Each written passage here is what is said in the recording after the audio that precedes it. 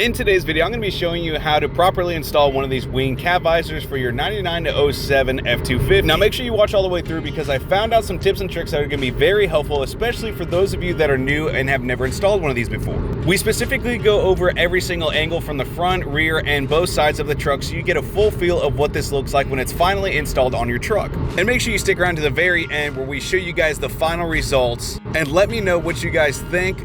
Was this an upgrade or was this a downgrade? So with that, let's hop into this full installation process. As usual, like and subscribe, and let's hop right into the video.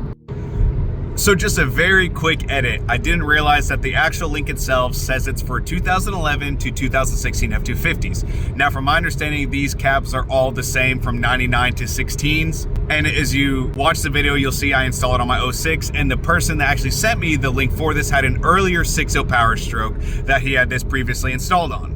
So do with that the information that you will. Continue watching this video all the way through it and you'll see what I'm talking about. As far as fitment, we only had some very minor issues, but let's continue the video. Just figured I'd throw this in there because I didn't realize it until the editing process later on.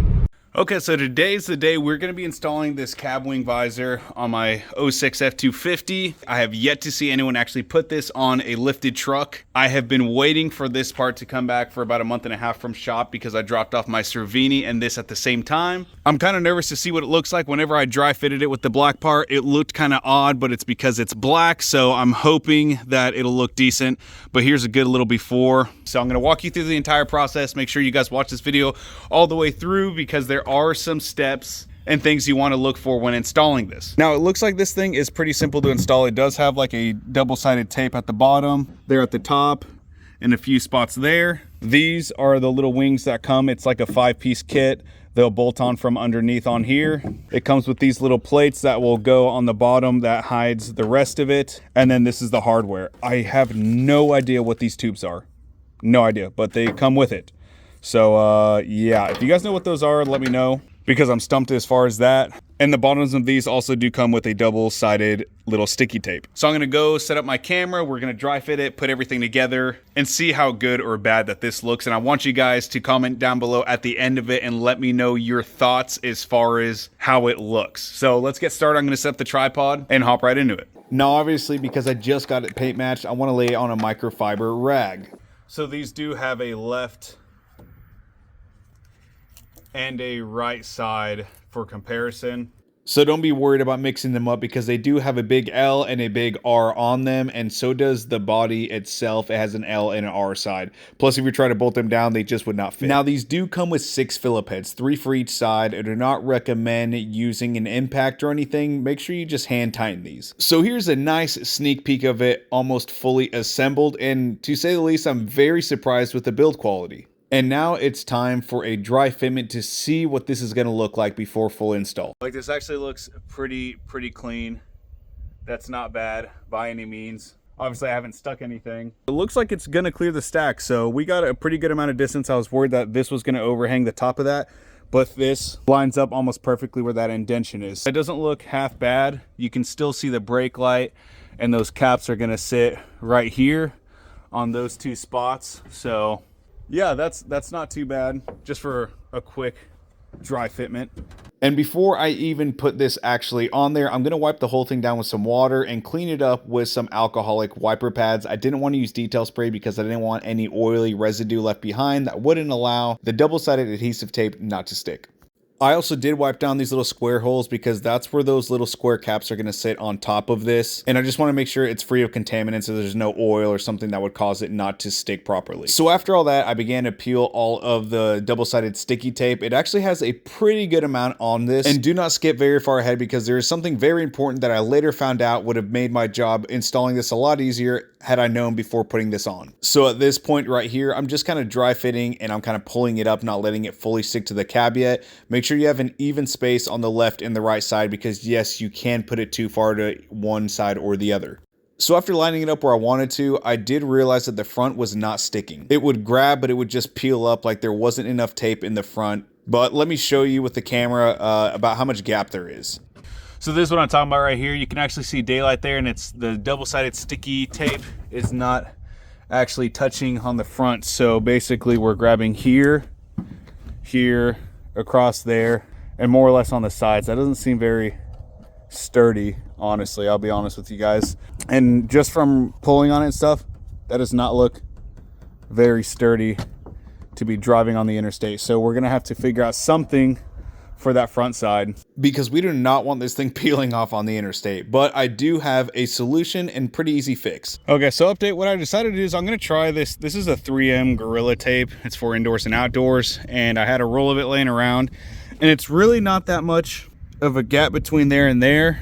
So I think this should be enough to close this gap. It's pretty thick stuff for the most part. We'll pull both sides, slide it in, and then put some weight on it. And I feel like that's gonna be enough for it to grab on the front, because the back side's grabbing pretty decent. It's really just the front, and obviously the front's what's gonna be facing the road, and that's gonna be a little wind hitting it right here, and that could just peel the rest of this up. So the front's really what needs to be reinforced the most. Now this stuff is pretty easy to find. You can find it like any hardware store, even your Walmarts. But what I first did was measured the strip, and then what I did is I actually stuck it to the cab underneath the wing. After I had it where I wanted it, then I removed the tape, and then I pushed the wing down on top of the tape I had just stuck to the top of the cab. So now let's quickly go over the results. This part here, you can probably actually see the gap. Yeah, you got a good sized little gap on both edges of these, but you guys remember how the other one wiggled? This thing is like, it has mass. Like, that does not feel like it's going anywhere. If you guys are installing this, make sure that you get a whole roll of that 3M double-sided tape. I would recommend, before installing it like I did, when I had this flipped over, this long strip over here in the front, just peel that and then just stick a double tape on top of it.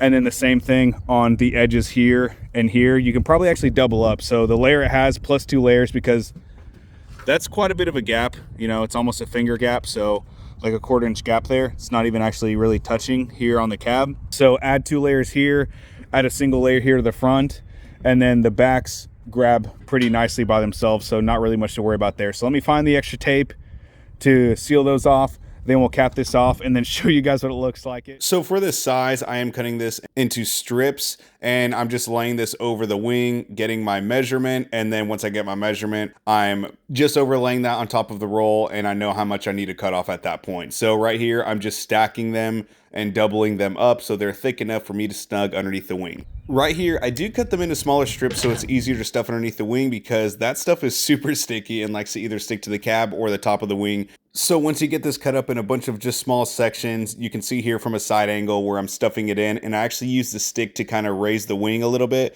so that I have room to actually stuff my little double-sided strips inside. Now this one, I think I doubled up, and on the other side I had a triple layer, so use them as you will. In some cases, I'm sure you'll have to do more than just the 2 or 3 layers that I have. And once we finish that last bit, now I'm putting some pressure down on it, and it seems to have grabbed pretty well, so we're gonna move on to the other side.